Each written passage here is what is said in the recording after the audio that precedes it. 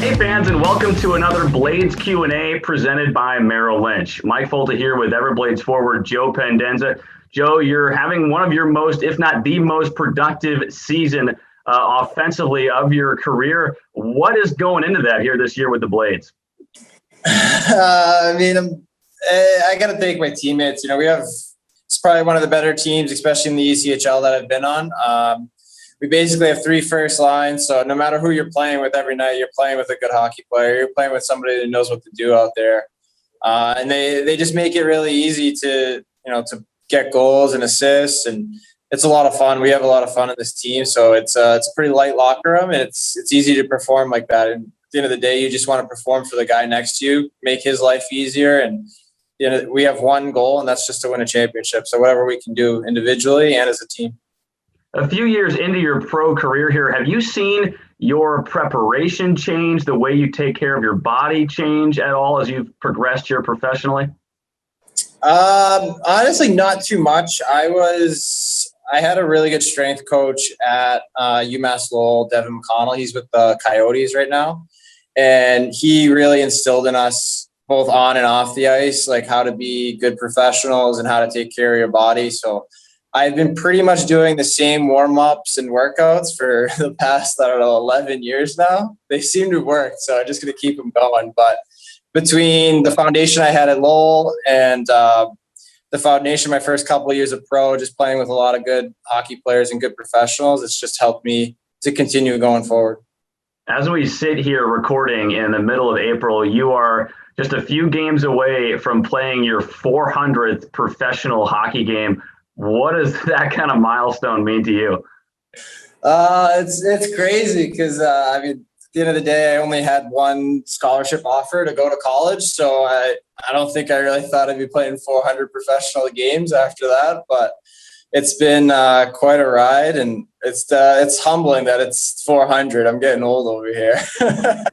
Now, over those 400 games, you've had hundreds of teammates. You played in hundreds of games in dozens of different barns. What are maybe some moments that stand out to you over your career, or some teammates that stand out to you as well, aside from the Everblades ones here this year? Yeah, we got some characters down here. It's awesome.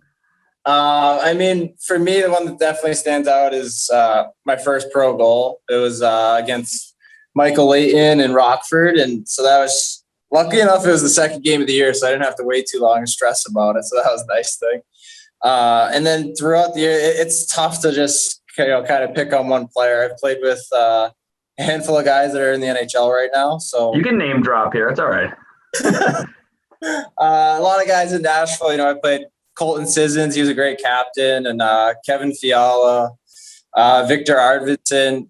Philip Forsberg was actually my first line mate in my first pro game when I came out of college. So the funny thing about him, he's just a great guy. And so he was my first line mate there, and I was back at Nashville camp last year. And, I'm just kind of trying to fly under the radar, not really be seen. And, Phil comes out of nowhere and is like, Joe, great to see you. I saw the lineup sheet. We're on the same line tomorrow, just like the old days. Yeah, Phil, that line lasted one game. It'll probably last one game this year too. So it was good to, he's a great guy. And after all these years, I haven't really seen him in a couple of years. And, that just speaks to the kind of character guy he is. And I've played with a lot of guys like him. So that was just a quick little funny one. We'll keep it PG, but yeah.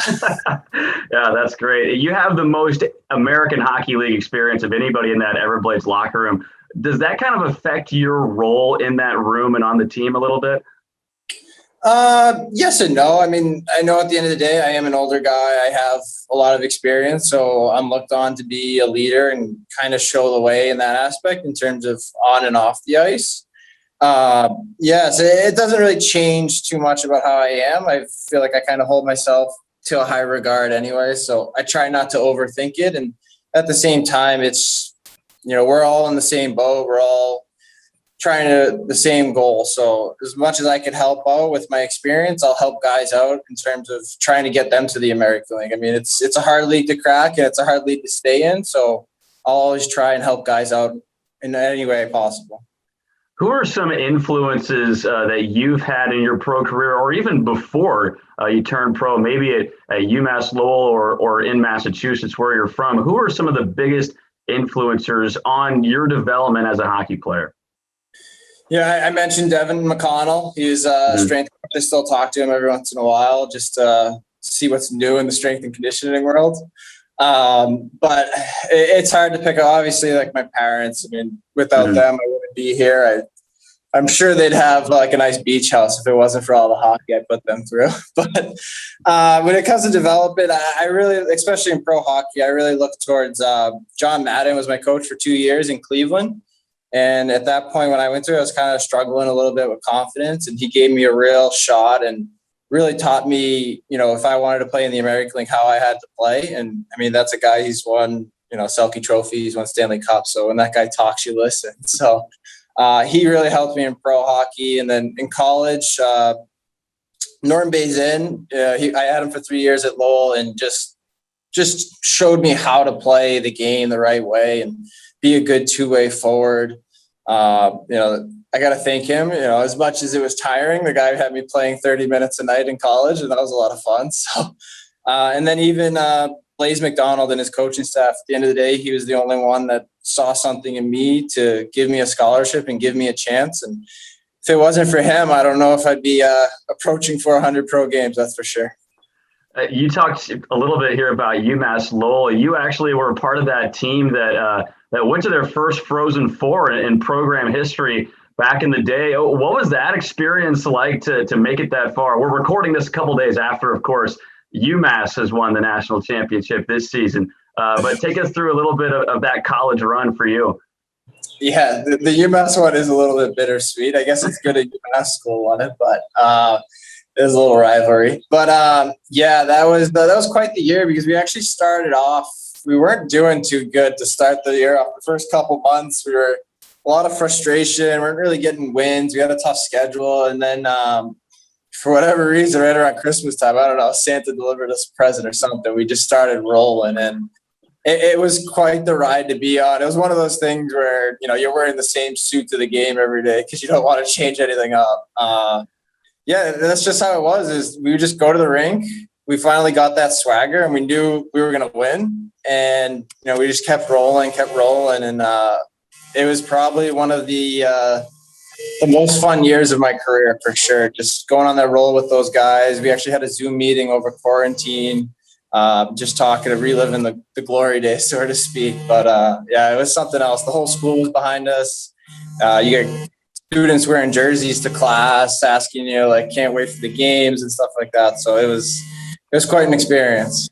That's fantastic. Take us inside the Everblades locker room here a little bit before we go. You guys been going on any outings recently? Or what have you guys been up to? Maybe on the golf course or just playing cards like normal? Yeah, with COVID, it kind of changes the hockey season a little bit. We're lucky enough we're at some great apartments, so we got a lot of pool parties, a lot of barbecuing. I haven't gone out on the course as much as I'd like to, which is kind of crazy to sound, but we definitely have a good golf crew here. So it's a little bit more low-key stuff now this year, just hanging out by fires after games. So, but with the group that we have, whatever we do, as long as we're together, it's a lot of fun. Yeah, that's that Southwest Floridian lifestyle a little bit there getting to you. Well, Joe, we appreciate you coming on. Thanks for the time, and good luck the rest of the way here. Thank you. No problem. That was Everblades forward Joe Pendenza on our Blades Q&A presented by Merrill Lynch.